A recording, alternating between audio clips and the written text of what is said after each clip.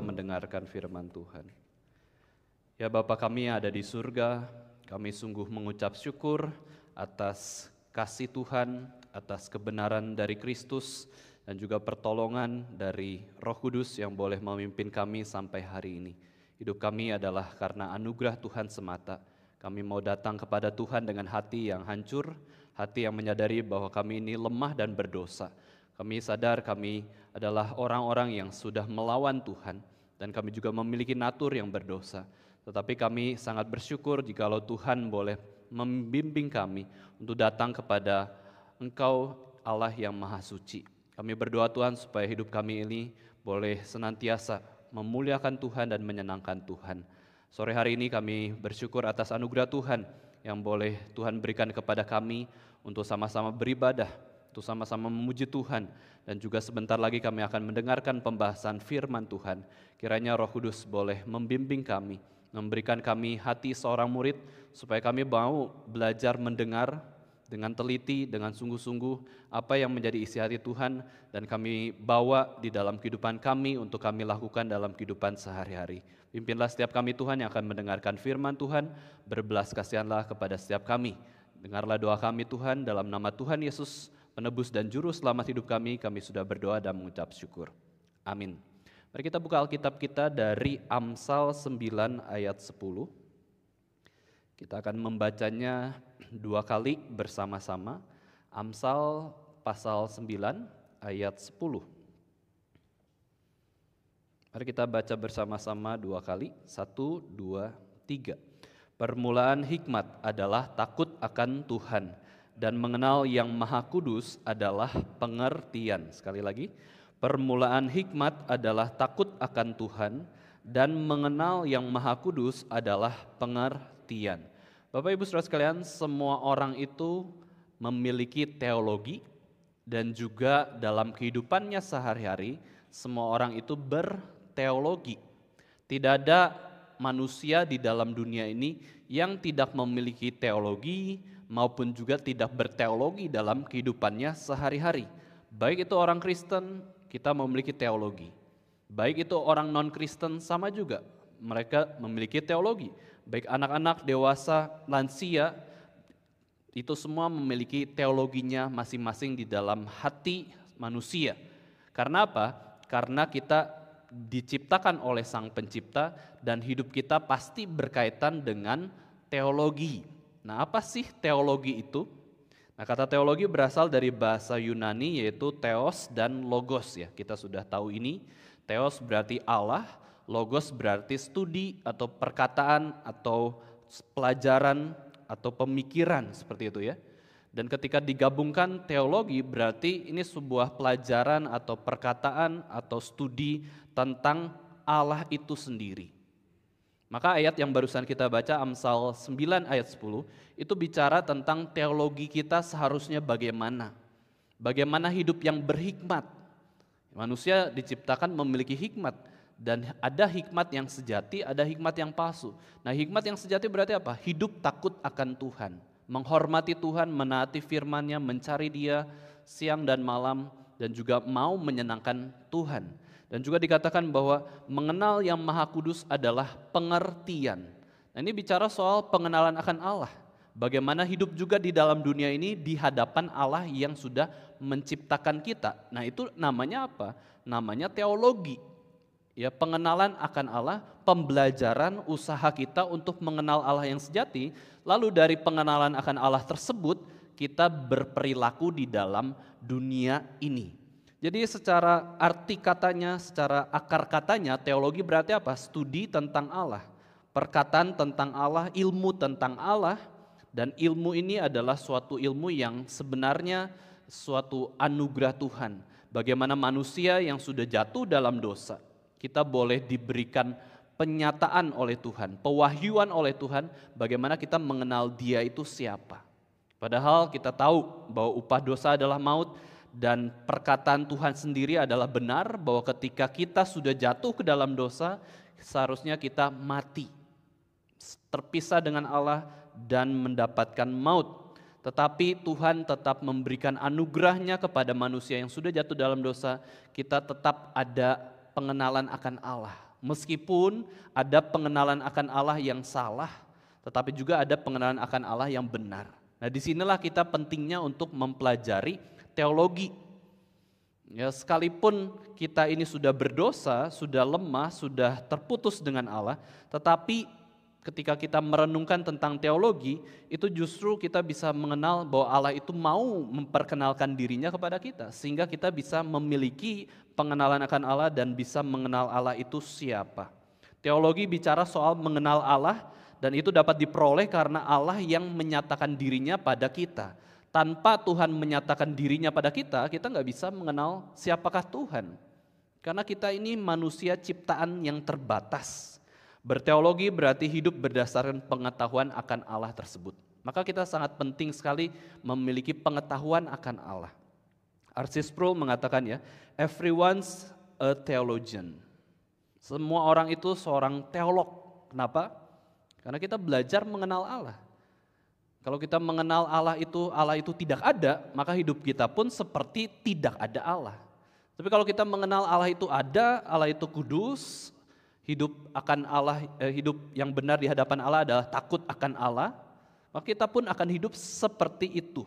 The question is whether your theology is sound or unsound.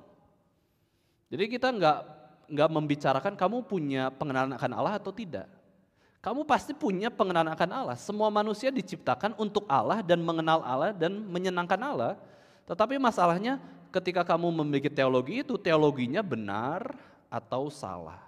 Kalau teologinya salah, bukannya mengenal Allah, tetapi mengenal yang bukan Allah, yang dianggap Allah oleh kita. Dan akhirnya hidup kita pun tidak berkenan di hadapan Allah.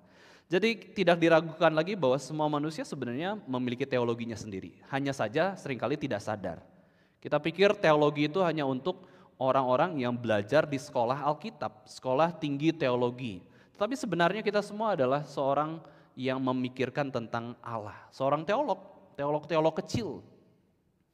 Ya, kita berperilaku berdasarkan pemikiran akan tentang siapakah Allah tersebut ya. Nah, di dalam hati kita pun sudah Tuhan tanamkan kemampuan kita supaya bisa mengenal Allah itu seperti apa, kesadaran tentang Allah. Nah, kenapa demikian? Karena memang balik lagi, manusia dicipta untuk Allah dan manusia milik Allah dan memiliki tujuan untuk menyembah Allah. Itulah kenapa kita pasti berteologi. Masalahnya teologi orang itu bagaimana? Ada teologi Kristen, ada teologi non-Kristen. Ada teologi yang salah, ada teologi yang benar. Nah, kita belajar ya Bapak Ibu Saudara sekali, di dalam teologi Kristen sendiri itu banyak sekali ya. Teologi tertentu A, B, dan C yang kita tahu akhirnya ada muncul teologi Katolik, teologi Pentakosta, Karismatik, Baptis ya, Anabaptis atau Reform atau Calvinis, Liberal, Arminian, dan lain-lain. Itu di dalam bicara soal teologi yang mengatakan bahwa kami ini adalah pengikut Kristus. Tetapi ada perbedaan penekanan tertentu. Ada yang fokus kepada pelajaran tentang baptisan, ada yang fokus pada pelajaran tentang pendidikan ya, terus kemudian penekanannya pengajaran berbeda dan lain-lain. Teologi non-Kristen bagaimana? Ya, teologi non-Kristen itu adalah bicara soal ilmu tentang Allah yang dipahami oleh orang-orang yang bukan beragama Kristen, seperti Hindu, Buddha, Islam, Konghucu, Saksi Yehova, ateis ya, itu memiliki teologinya sendiri, cuman mengatakan bahwa saya tidak peduli dengan Kristus, saya tidak mempercayai apa yang dipercayai oleh orang-orang Kristen. Saya punya teologi saya sendiri, yang saya pahami berdasarkan ajaran ataupun kitab suci sendiri, dan mereka akhirnya menolak teologi Kristen. Teologi itu sangat dekat dengan kita. Ya, teologi itu sangat mempengaruhi hidup kita, bahkan ini adalah suatu hal yang sangat penting yang seharusnya kita renungkan setiap hari bagaimana kita mengenal Allah. Ya, seluruh hidup kita ini dipengaruhi oleh teologi kita bisa katakan demikian. Meskipun kita tahu di dalam teologi reform bahwa Allah berdaulat atas segala sesuatu, hal-hal yang besar, hal-hal yang kecil itu semua ada di dalam pengaturan Tuhan, tetapi kita juga menyadari bahwa hidup kita pun tergantung pada pengenalan akan Allah itu sendiri. Kalau Allah tidak menganugerahkan kita pengenalan yang benar, kita akan tersesat sampai kapanpun. Tetapi ketika Tuhan juga beranugerah kepada kita supaya bisa memilih teologi yang benar, mengerti, mengenal Tuhan yang benar, yang sejati itu seperti apa, itu juga akan mempengaruhi keseluruhan hidup kita dan perilaku kita. Cara pikir kita dipengaruhi oleh teologi kita. Apakah cara pikir kita itu duniawi atau berpusat pada Kristus ya? Atau campuran? Keputusan sehari-hari dalam hidup kita pun itu dipengaruhi oleh teologi kita. Fokus hidup kita cari apa? Cari uang atau cari kerajaan Allah ya? Cari nama atau cari Tuhan? Keselamatan kita pun ya pada dasarnya kita bisa lihat itu dipengaruhi teologi kita. Siapa juru selamat itu? Siapa Allah yang sejati? Kalau pada akhirnya kita salah mengenal Allah yang sejati, berarti kita tidak diselamatkan. Kalau kita pikir dengan usaha kita bisa menyelamatkan diri kita yang sudah mati rohani, yang sudah berdosa ini, pada akhirnya usaha manusia itu semua sia-sia, tidak bisa menyelamatkan diri kita sendiri.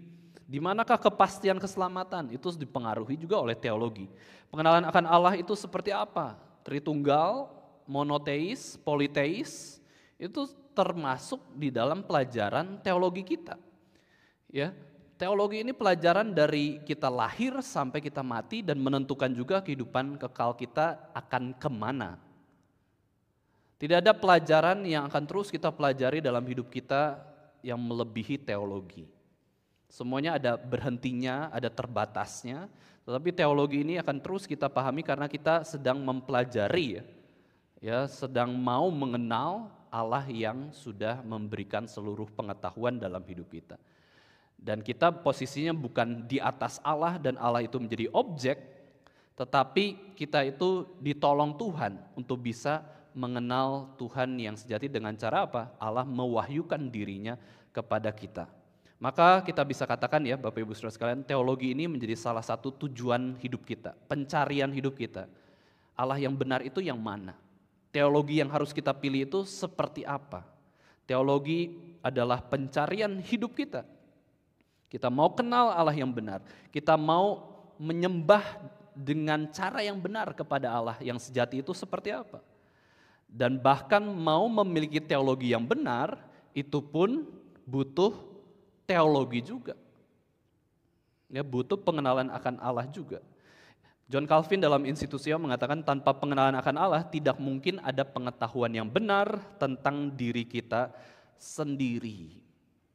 Ya, kalau kita tidak kenal Allah, kita tidak bisa mengenal dengan benar siapa diri kita, dan seluruh kebijaksanaan yang sejati itu dari dua hal ini, yaitu pengenalan akan Allah dan juga pengenalan akan diri kita sendiri. Tetapi yang lebih utama adalah pengenalan atau pengetahuan akan Allah. Lama-kelamaan semakin kita mempelajari mengenal Allah dengan anugerah Allah, dengan pertolongan dari Roh Kudus, dengan usaha kita sebagai manusia yang mau mengenal Allah, lama-lama kita akan menjadi seorang yang bijaksana. Dan akhirnya Herman Bavinck mengatakan all true theology is rooted in doxology. Theology must end in praise to God. Ya, ketika kita belajar teologi bukan memenuhi otak kita semata, terus sudah tidak ada pujian kepada Tuhan, tidak ada ucapan syukur, tidak ada perubahan hidup yang sesuai dengan teladan Kristus. Ketika kita akhirnya tahu Allah yang seperti apa yang dinyatakan oleh Alkitab maupun alam ciptaannya, tidak ya. Teologi yang benar akan membawa kepada kita kehidupan yang benar juga yang berkenan kepada Allah. Nah, hari ini Bapak Ibu Saudara sekalian kita merenungkan 3 karakteristik dari teologi yang benar yang menjadi dasar teologi kita sendiri. Teologi yang benar itu seperti apa? Yang pertama adalah teologi yang benar berdasarkan Alkitab. Ya, sola scriptura, Bible alone, hanya kitab suci. Nah, ini juga menjadi salah satu pilar dalam reformasi, yaitu kitab suci adalah otoritas yang tertinggi dalam hidup kita, yang mengatur seluruh kehidupan kita, yang menjadi standar, yang menstandarkan semua standar dunia di dalam ciptaan Tuhan ini. Kitab suci adalah satu-satunya sumber yang tidak dapat salah bagi iman dan kehidupan Kristen. Nah, ini adalah teologi kita. Bagaimana pada akhirnya kita mengenal Allah itu berdasarkan perkataan Allah sendiri yang Tuhan nyatakan di dalam Alkitab.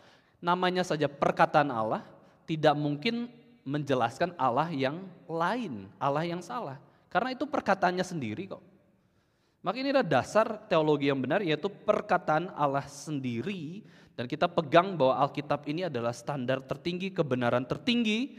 Dan segala doktrin dan praktik hidup yang benar itu berdasarkan perkataan Allah, bukan perkataan manusia. Kita harus sadar kita manusia ini ciptaan Tuhan. Dan Tuhan adalah pencipta kita, maka standarnya adalah Tuhan sendiri. Nah, apa itu Alkitab, Bapak Ibu Saudara sekalian?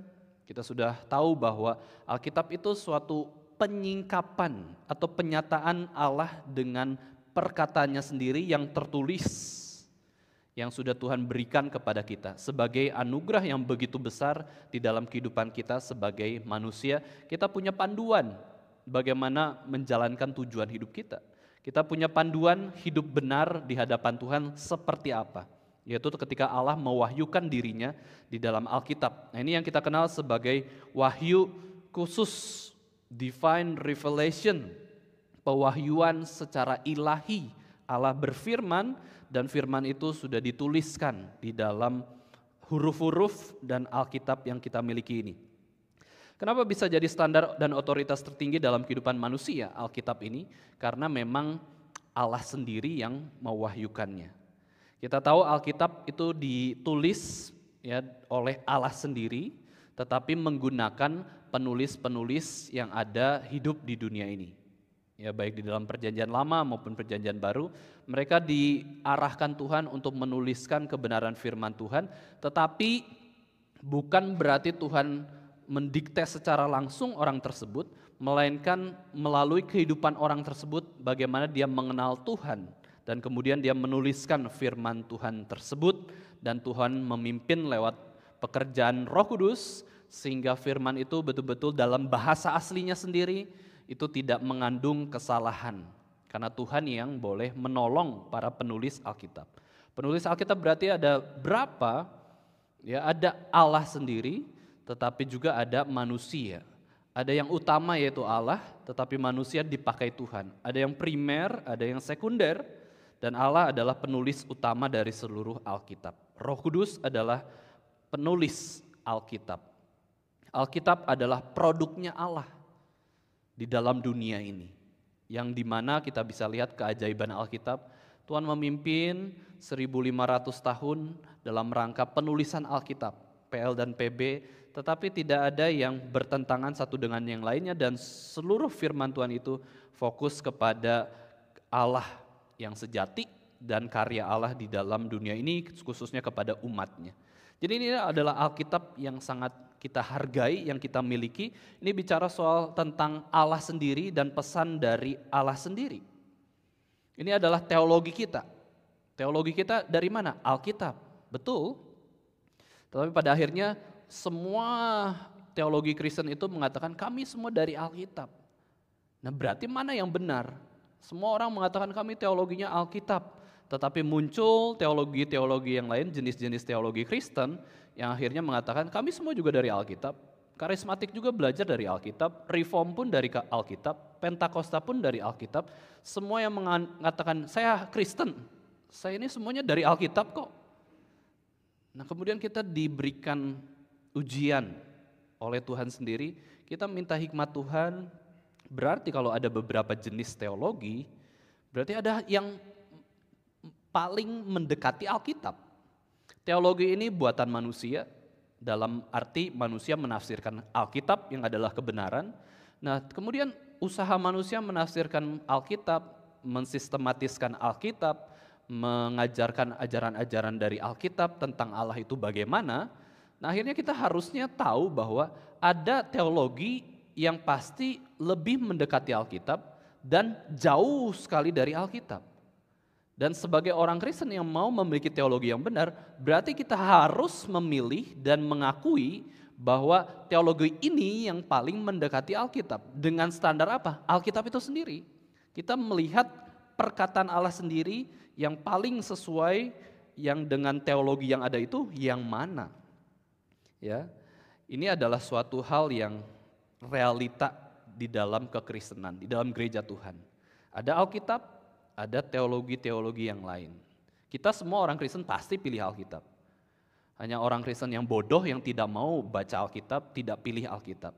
Tetapi selebihnya kita bisa lihat usaha-usaha manusia, gereja-gereja Tuhan di dalam mempelajari firman Tuhan itu seperti apa. Jadi ini adalah suatu hal yang penting yang harus kita pilih. Waktu kita ditanya ya, pasangan kamu siapa? Ini, saya pilih dia. Karena penting bagi saya dan dia adalah orang yang tepat dari Tuhan ya, sesuai dengan firman Tuhan. Kalau kita kaitkan dengan teologi, kita bisa pilih ini yang terbaik buat saya. Nah demikian ya, teologi pun demikian. Seharusnya ini menjadi suatu pilihan kita yang sangat serius, yang pada akhirnya mempengaruhi seluruh hidup kita. Seperti kita memilih pasangan hidup. Kalau kita salah memilih pasangan hidup, hidup bagaikan di neraka, gitu kan? Kalau kita benar memilih pasangan hidup, hidup di bumi ini bagaikan di surga. Ya, kita bersyukur ya. Tetapi kalau kita salah pilih teologi, sama. Itu menentukan bukan cuman hidup di bumi ini seperti di neraka, tetapi betul-betul akan menentukan hidup kita akan kemana, surga atau neraka. Jika teologi kita salah, jika kita teologinya tidak sesuai dengan Alkitab. Maka Bapak Ibu Saudara sekalian, sebagai orang Kristen, yang utama di dalam kehidupan kita adalah firman Tuhan. Kita perlu membaca Alkitab setiap hari. Karena Yesus berkata, manusia tidak hidup dari roti saja, melainkan hidup dari setiap firman yang keluar dari mulut Allah. Maka pertama-tama bukan teologi dulu, oke. Teologi itu nanti alat bantu kita memahami Alkitab, tetapi kita bersentuhan dengan Alkitab itu sendiri. Kita baca sendiri Alkitab, perkataan Allah itu bagaimana. Dan ketika banyak hal yang kita tidak mengerti, nah barulah kita memakai teologi juga untuk bisa mengerti kebenaran firman Tuhan. Ya bagaimana pada akhirnya kita ditolong juga dengan suatu pengetahuan tentang Allah yang sudah dirangkumkan di dalam teologi tersebut, tetapi tetap Alkitab yang menjadi kebenaran utama. 100% kebenaran adalah Alkitab. Teologi ini berlomba-lomba untuk mendekati kebenaran Alkitab, dan yang mendekati kebenaran Alkitab itulah yang seharusnya kita pilih. Maka orang Kristen harus mempelajari seluruh teologi Kristen. Pelajarilah, silakan. Teologi karismatik, Pentakosta, apapun itu ya, dipelajari dan harus pilih yang mana yang paling mendekati kebenaran Alkitab. Itu sangat penting ya untuk mempengaruhi seluruh kehidupan kita untuk sesuai dengan kebenaran firman Tuhan. Itu yang pertama, teologi yang benar ya. Lalu yang kedua Bapak Ibu Saudara sekalian, teologi yang benar adalah berdasarkan fakta, berdasarkan sejarah. Jadi kita bukan saja, oke, firman Tuhan, Allah bicara sama kita, Allah berelasi dengan kita, tetapi juga berdasarkan realita dunia dong. Kalau Allah memang Allah yang benar, harusnya Allah itu ada dalam sejarah. Karena sejarah ini semuanya adalah fakta kehidupan, kebenaran. Kita membentuk pengenalan akan Allah itu bukan dari dongeng, yang bohongan, palsu, ya cerita fiksi. Teologi yang benar itu berdasarkan sesuai dengan fakta sejarah, kebenaran yang sejati. Bagaimanapun Bapak Ibu Saudara sekalian ya, sebagus-bagusnya film fiksi, tetapi pada akhirnya film itu ya tetap fiksi. Ya, bukan kenyataan asli. Nah, saya sangat suka dengan film-film tentang zombie ya Bapak Ibu Saudara sekalian ya. Itu suatu hal yang bagi saya itu menarik karena ya itu ada suatu hal yang orang tidak tahu, terus kemudian penasaran, ternyata itu adalah zombie yang bisa menggigit dan menebarkan virus dan akhirnya banyak kekacauan. Ya intinya bukan saya suka kekacauan ya, tapi saya suka film action seperti itu. Film action, film laga dan lain-lain. Tetapi ya itu fiksi, tidak benar-benar terjadi. Kita hanya menikmati imajinasi seseorang. Kalau kita bisa nikmati imajinasi orang, kenapa kita tidak bisa menikmati fakta yang terjadi yang betul-betul real, nyata? Ya manusia diciptakan oleh Allah. Aquaman, Iron Man, Superman, Wonder Woman, Ant-Man, dan man-man lainnya. Itu menarik ya. Semua itu yang man-man itu menarik semua. Tapi kan itu imajinasi. Yang tidak menarik ya kita sekarang ya. Manusia yang gak ada supernya gitu, manusia biasa. Manusia yang mau mengenal Allah yang tidak terlihat dan besar itu. Tapi itu benar. Ya, yang benar itu harusnya menjadi suatu hal yang menarik bagi kita. Teologi yang benar adalah teologi yang berakar pada sejarah, tetapi sejarah itu sendiri dilihat dari perspektif Allah yang bekerja. Jadi jangan pikir kalau kita mengatakan bahwa Allah itu Allah yang hidup, tetapi tidak pernah ada di dalam sejarah ciptaannya. Itu bukan Allah, Allah yang jauh di sana.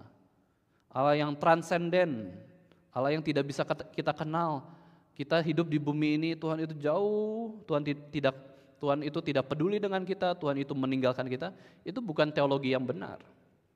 Itu bukan teologi yang berdasarkan sejarah. Teologi yang berdasarkan sejarah adalah Allah itu hidup intervensi.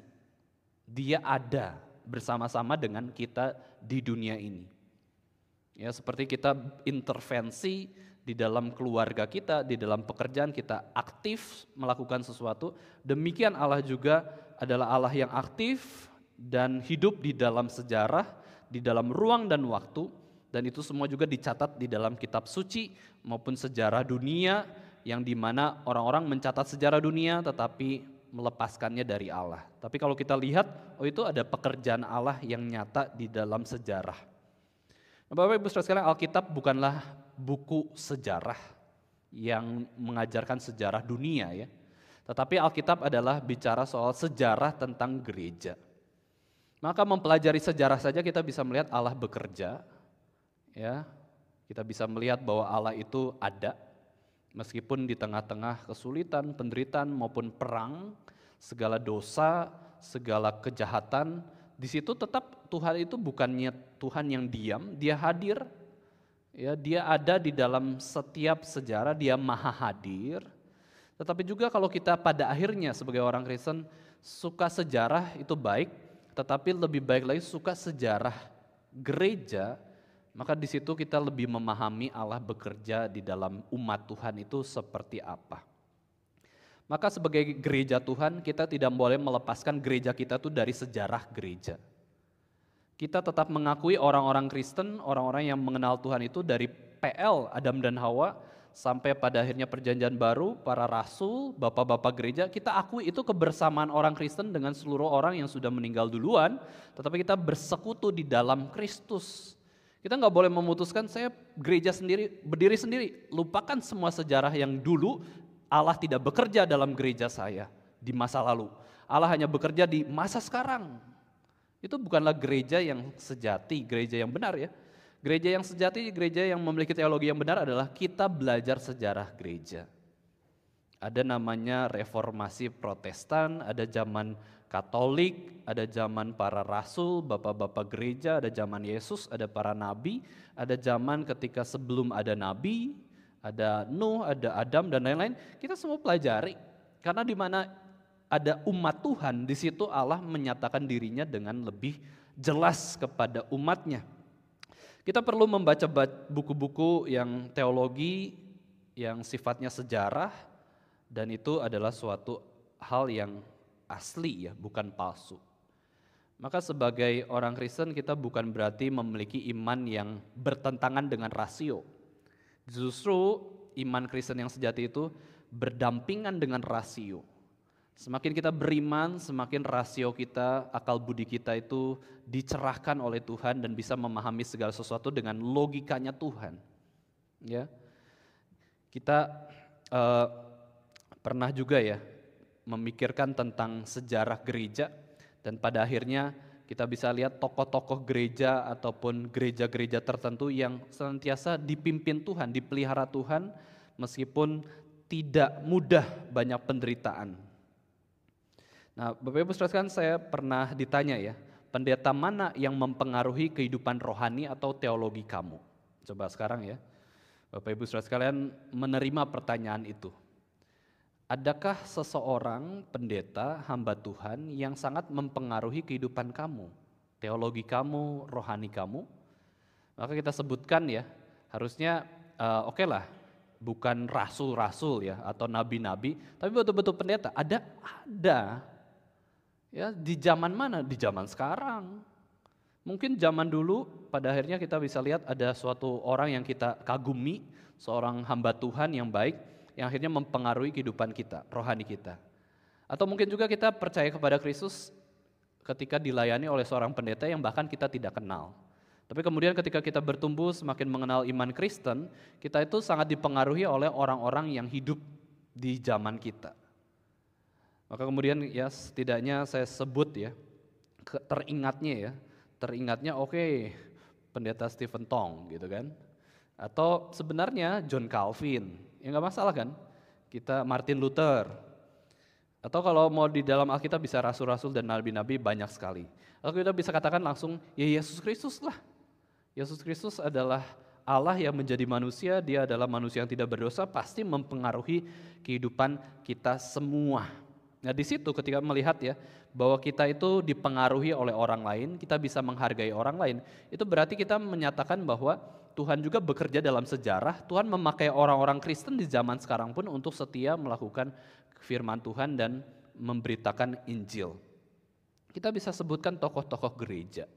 Kita bisa sebutkan tokoh-tokoh di Perjanjian Baru maupun Perjanjian Lama. Inilah sejarah. Dan sejarah bicara soal wahyu umum yang Tuhan nyatakan kepada semua orang. Ya, semua orang dinyatakan oleh Tuhan tentang sejarah dunia. Kita bisa mempelajari sejarah dan Tuhan ingin juga agar kita bisa melihat tangan Tuhan bekerja di dalam sejarah, di dalam ruang dan waktu. Jadi kita bisa lihat secara umum, Bapak Ibu Saudara sekalian, secara umum di dunia ini kita bisa lihat ada sejarah dunia, tetapi lebih khusus lagi ada sejarah gereja. Keduanya penting, tetapi ketika bicara soal mau mengenal Allah yang sejati yang bekerja di dalam sejarah, kita bisa lebih fokuskan kepada sejarah gereja. Nah, seorang bernama Carl Trueman ya, mengatakan the lack of historical awareness in the church make it easy prey for every passing trend.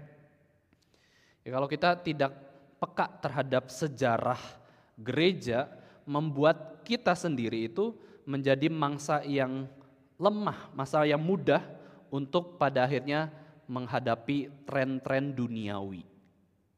Ya, arus duniawi, kalau kita nggak berakar dari sejarah gereja, kita itu akan menjadi lemah. Misalkan ya Bapak Ibu Saudara sekalian, kita sendiri pernah mengalami ya, kita yang background mungkin dari teologi yang menurut kita itu tidak mendekati Alkitab, terus kemudian kita mendapatkan teologi yang, wah ternyata ini teologi yang benar, teologi yang mendekati kebenaran Alkitab, pada akhirnya kita akan punya misi berpikir, saya tetap melayani berkumpul di dalam gereja yang teologinya salah, dan saya ingin membangun gereja tersebut, menghancurkan tembok-tembok yang bobrok, yang rusak, yang salah, supaya mereka pun punya teologi yang benar.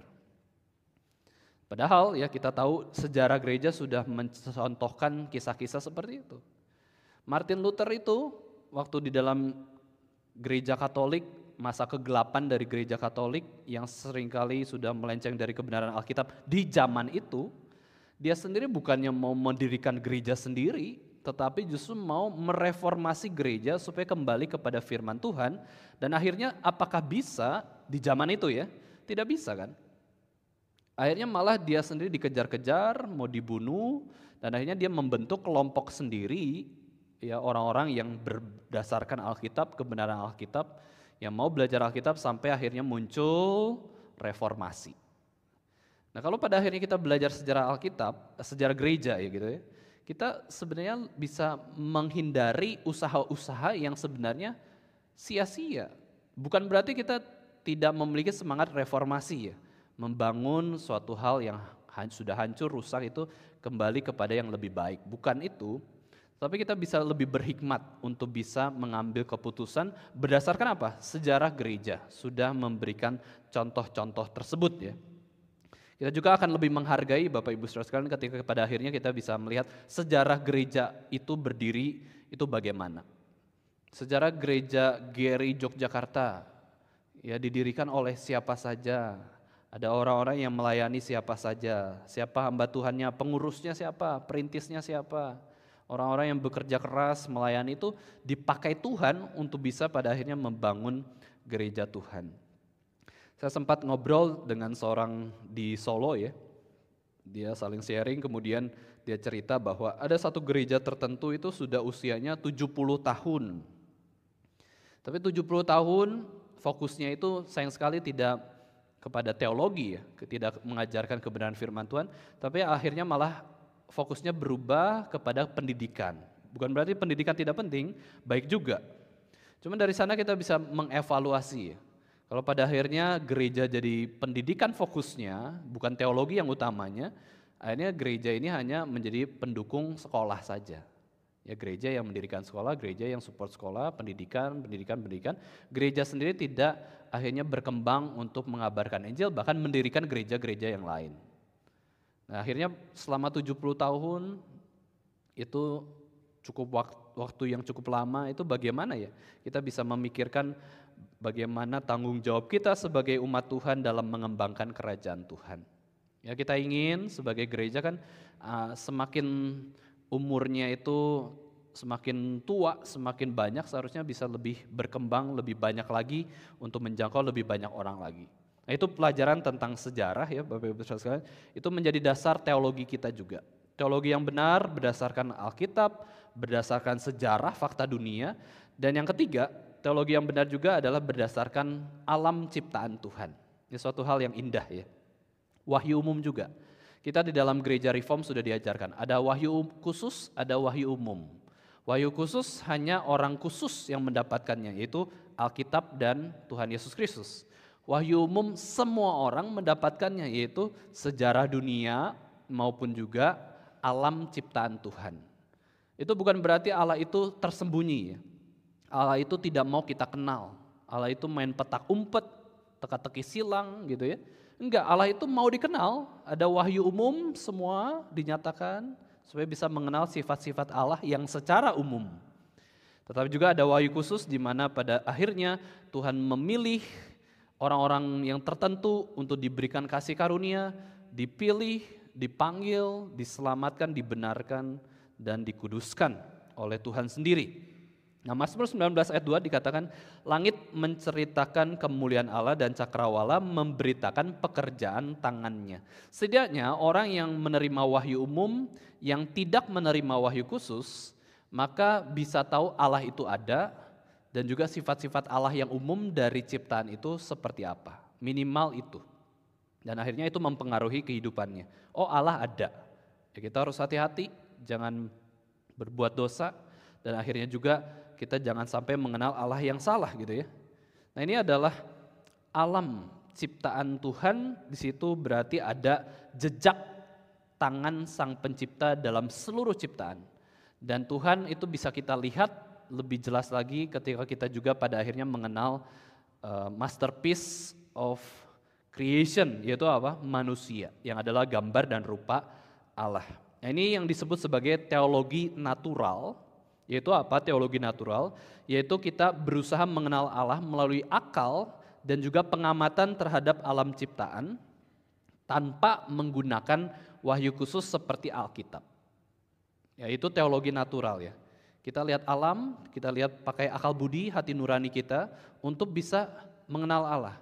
Pakai pengalaman kita untuk bisa mengenal Allah. Mengenal Allah itu dari bawah, dari ciptaan. Ya. Segala sifat yang indah, ajaib, yang agung itu merefleksikan Allah sendiri di dalam dunia ciptaan yang begitu bermacam-macam keindahannya ya. Ada jejak-jejak Allah di dalam penciptaan Tuhan ya, dalam ciptaan Tuhan. Nah, sebagai orang reform ya, Bapak Ibu Saudara kita percaya ya, teologi natural itu baik, tetapi ya kita bisa lihat itu tetap kurang untuk bisa mengenal Allah yang sejati karena butuh wahyu khusus itu sendiri. Dan ketika kita bisa mengenal Allah lewat dunia ciptaan, itu asalnya dari Allah sendiri. Jadi untuk bisa memiliki teologi yang benar, untuk bisa mengenal Allah sendiri, ternyata butuh Allah sendiri. Maka waktu kita mengatakan bahwa kita belajar mengenal Allah, itu tidak bisa dipisahkan dari perbuatan Allah sendiri, pertolongan Allah sendiri. Saya mau mengenal Tuhan, keinginan itu pun dari Tuhan, dari pertolongan Tuhan. Karena kita sudah berdosa ya. Nah, Allah telah memberikan sensus divinitatis, bibit kesadaran akan Allah di dalam diri kita semua, yaitu di dalam alam ciptaan. Tetapi karena dosa ya, Nah, ini masalah terbesar di dalam kehidupan kita ya sebagai manusia itu, karena dosa pada akhirnya kita merusak seluruh pengenalan akan Allah itu dan akhirnya tidak memiliki pengenalan akan Allah yang benar. Di dalam terang ciptaan, John Calvin katakan ya, Allah menyatakan dirinya tetapi kita memerlukan kacamata firman agar bisa melihat penyataan Allah itu dengan benar. Jadi tetap ya, alam ciptaan Tuhan, seluruh ciptaan ini bisa membuat kita mengenal Allah, tetapi itu secara umum. Pengenalan akan Allah yang Tuhan izinkan secara umum tentang sifat-sifat Allah, tentang keberadaan Allah, tetapi tidak bisa melihat Allah itu secara jelas dan benar dan clear, sampai akhirnya bisa menyelamatkan jiwa kita yang berdosa. Wahyu umum sebatas memperkenalkan Allah secara samar-samar, buram. Tetapi kita bersyukur ya sebagai orang Kristen, pada akhirnya kita pun memiliki wahyu khusus yang Tuhan berikan atas kerelaan dan kedaulatannya. Allah kita bukanlah Allah yang tidak menyatakan dirinya, Bapak Ibu Saudara sekalian, tetapi Allah kita itu Allah yang menyatakan dirinya. Dan pada akhirnya Tuhan mau supaya dirinya dikenal oleh banyak orang. Teologi yang benar berasal dari Allah sendiri dan wahyunya bukan berdasarkan manusia. Nah, pada tahapan tertentu Bapak Ibu sekalian, setiap orang itu terekspos dengan wahyu Allah dan kebenaran-kebenaran Allah. Tapi pada akhirnya kalau manusia akhirnya mengabaikan wahyu khusus, mengabaikan wahyu umum, itu karena kita sudah melawan Tuhan. Mari kita buka Alkitab kita dari Roma 1. Roma 1 ayat 18 sampai 22. Mari kita baca bersama-sama. Roma pasal 1 ayat 18 sampai 22. 1, 2, 3.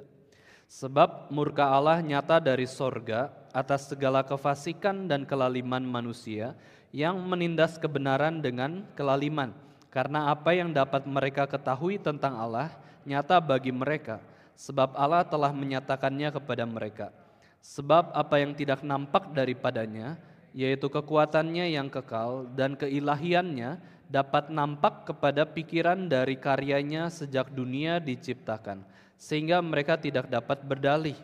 Sebab sekalipun mereka mengenal Allah, mereka tidak memuliakan Dia sebagai Allah atau mengucap syukur kepadanya.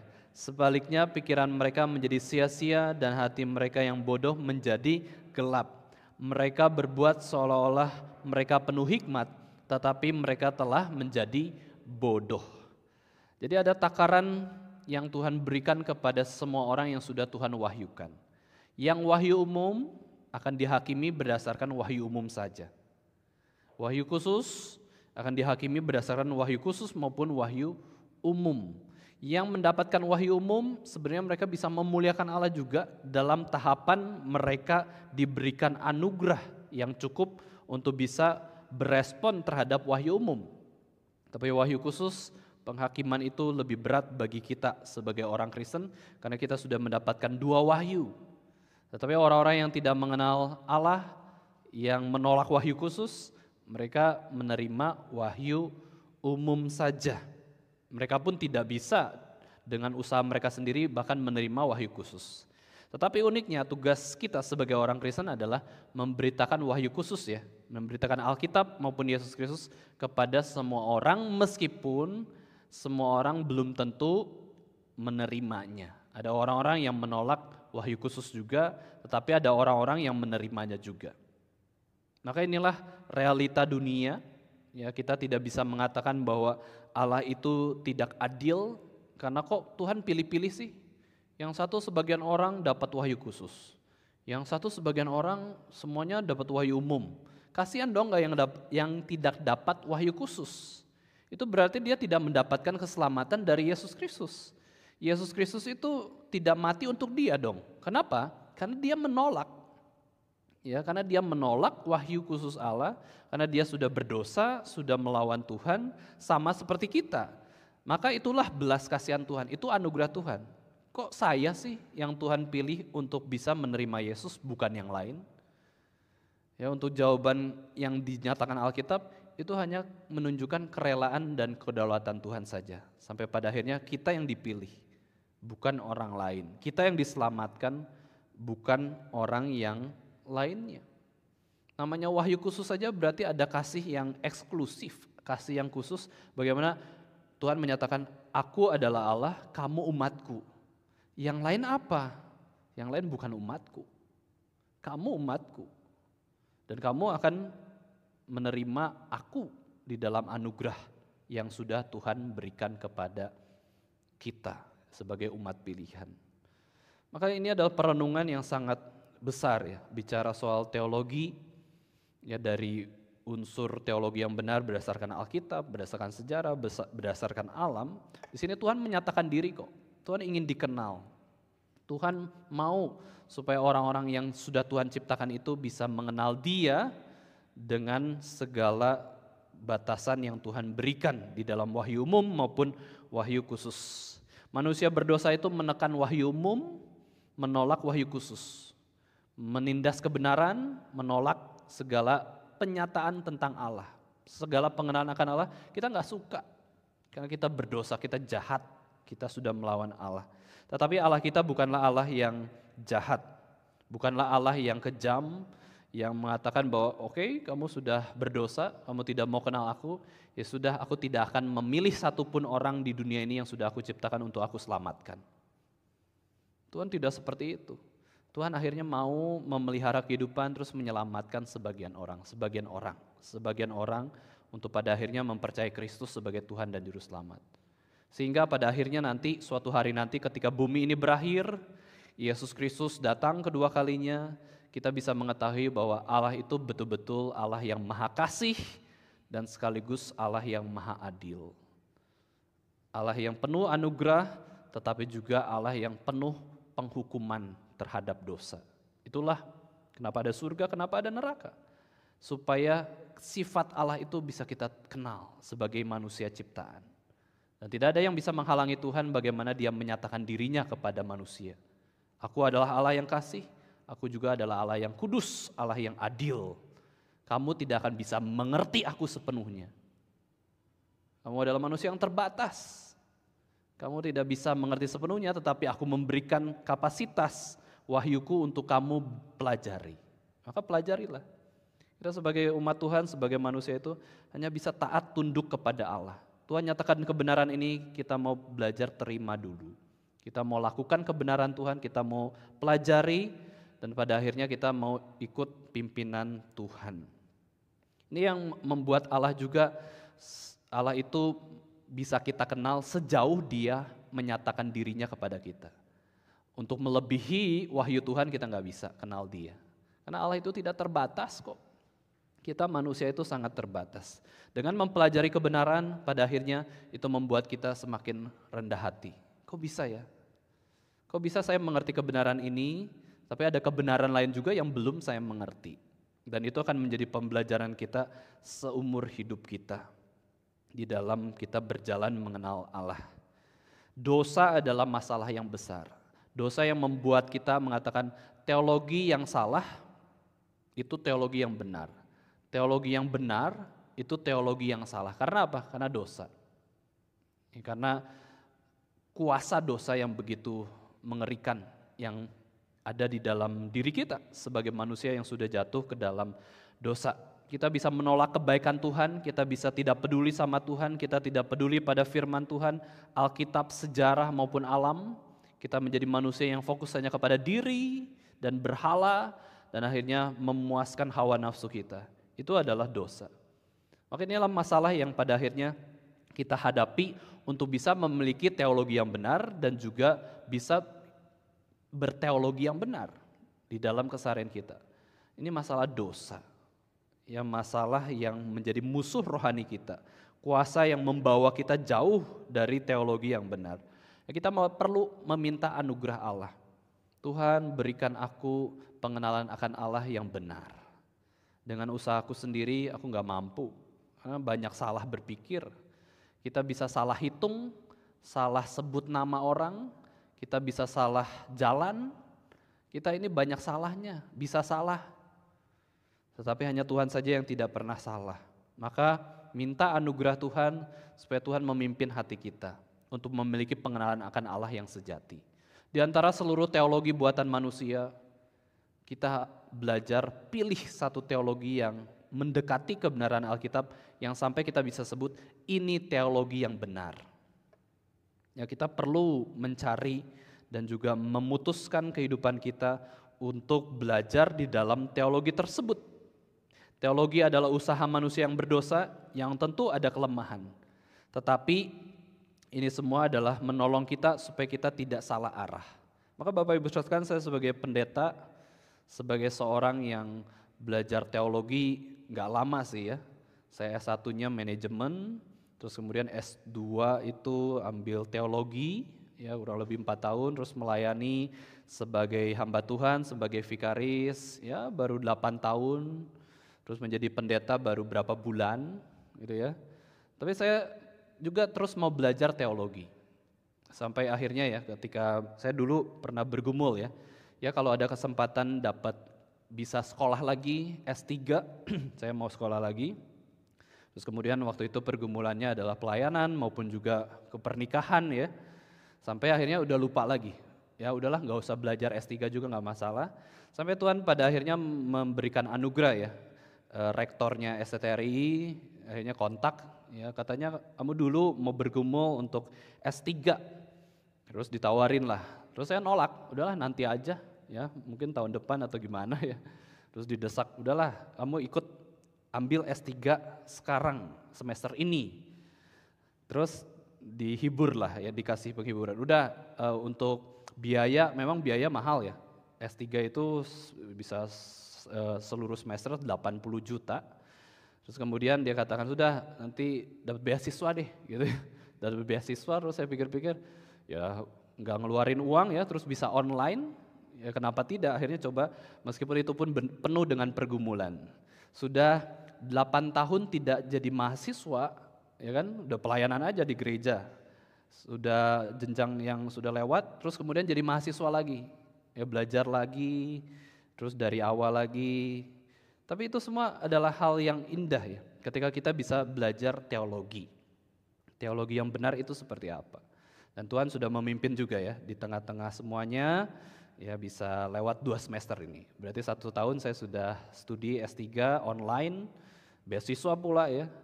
Tapi kadang-kadang juga akhirnya kan saya sungkan ya, masa nggak bayar sama sekali. Saya komitmen ya setelah 1 semester saya ada persembahan lah ke STTRI. Ya bagaimanapun saya sudah ditolong untuk bisa belajar teologi yang benar itu yang mana. Ya kita kan terus belajar. Setelah S3 saya nggak tahu apa lagi ya, mungkin profesor atau apa, tapi intinya terus belajar. Kita mau mengenal Allah yang benar itu seperti apa, dan teologi itu nggak ada yang sempurna, hanya Alkitab yang sempurna. Tapi dari situ kita bisa belajar bahwa teologi ini penting. Ya, saya akhirnya pada akhirnya sebagai pendeta reform, ya tentu nggak mungkin kan melayani di gereja reform tapi teologinya karismatik atau pentakosta, itu kayaknya mustahil. Ya sangat mustahil gitu kan. Dan pada akhirnya saya yang menyadari bahwa teologi yang paling mendekati kebenaran Alkitab adalah teologi reform. Meskipun teologi reform tidak sempurna, ada kelemahan, ada membuat orang itu bingung gitu ya. Kayak tadi mungkin Bapak Ibu Saudara sekalian mendengar khotbah juga ada yang bingung gimana sih ini. Tetapi inilah teologi yang bertanggung jawab membahas Alkitab dari Kejadian sampai Wahyu, tidak boleh ada pertentangan. Tapi kalau ada pertentangan satu dengan yang lainnya itu berarti teologinya ada yang lemah, ada yang kurang ya. Pada itu Bapak Ibu Saudara sekalian ya kita coba ya minta hikmat Tuhan. Tadi dari Amsal 9 ayat 10 di situ dikatakan permulaan hikmat adalah takut akan Tuhan. Nah ini jauh lebih penting daripada punya teologi yang begitu banyak ya, terus kita anggap itu benar, tapi nggak punya hati yang takut akan Tuhan. Permulaan hikmat, ya bijaksana, pengetahuan yang baik, yang benar itu takut akan Tuhan. Dan mengenal yang Maha Kudus adalah sebuah pengertian yang baik. Maka dari itu kita belajar terus memiliki teologi yang baik. Kalau pada akhirnya Bapak Ibu Saudara sekalian ya saya harapkan setelah dengar khotbah ini, Bapak Ibu Saudara sekalian dalam hati Bapak Ibu Saudara sekalian itu punya jawaban. Saya teologinya apa sih? Jangan bilang teologinya Bible, Alkitab, itu semua orang Kristen katakan demikian ya. Ya punya teologi yang kita pahami, kita jadi pegangan untuk pada akhirnya bisa mengerti Alkitab yang sejati itu. Ini jadi batu loncatan lah. Alkitab itu kebenaran Allah yang sangat indah, tapi banyak hal juga yang sulit untuk dimengerti. Nah, teologi ini menolong kita supaya bisa mengenal Alkitab dengan lebih jelas, dengan lebih baik. Tapi yang terutama, balik lagi, yang pertama adalah Alkitab. Yang selanjutnya adalah teologi. Ya, kita punya teologi apa sih, Bapak Ibu Saudara sekalian? Mungkin banyak gereja di luar sana boro-boro ya bahas teologi. Yang penting gereja saya ini, dari kecil ini, ikut orang tua ini. Tapi tidak pernah merenungkan betul-betul pengenalan akan Allah itu seperti apa. Manakah yang paling mendekati Alkitab, manakah paling baik di dalam pertumbuhan iman saya? Pilih itu, ambil itu, pegang. Sampai akhirnya muncul teologi yang baru lagi yang mendekati Alkitab, baru kita pindah. Kalau nanti ada teologi yang lebih baik daripada teologi reform Injili, kita harus pindah. Pindah gereja kalau perlu. Kalau ada yang lebih baik daripada teologi yang kita miliki dari gereja ini, harus pindah. Kita itu moving is living. Tapi kita dasarnya adalah kebenaran. Kita nggak bisa rohani kita itu stagnan, diam, nggak bergerak, jadi monumen. Tapi kita itu memiliki kerohanian yang seperti movement, pergerakan untuk mengikuti pimpinan Roh Kudus. Pilihlah teologi yang benar, dan teologi yang benar adalah teologi yang berdasarkan Alkitab, berdasarkan sejarah, dan juga berdasarkan alam yang sudah Tuhan ciptakan, dan berdasarkan wahyu Tuhan sendiri bagaimana Allah menyatakan dirinya kepada kehidupan kita. Amin ya. Mari kita sama-sama berdoa. Bapa kami yang ada di surga, kami sungguh mengucap syukur bahwa kami menyadari hidup kami ini bukan untuk diri kami saja. Hidup kami ini bukan mengenal diri kami saja. Tetapi yang terpenting adalah bagaimana hidup kami ini mengenal Sang Pencipta kami. Di dalam waktu yang terbatas di dunia ini, yang mungkin hanya 70-80 tahun ini, kami mau Tuhan mengenal Engkau sebagai Allah yang kekal, Allah yang tak terbatas, Allah yang begitu besar, Allah yang hidup, Allah yang bekerja di dalam dunia ini. Kami mau Tuhan memiliki pengenalan akan Allah yang sejati.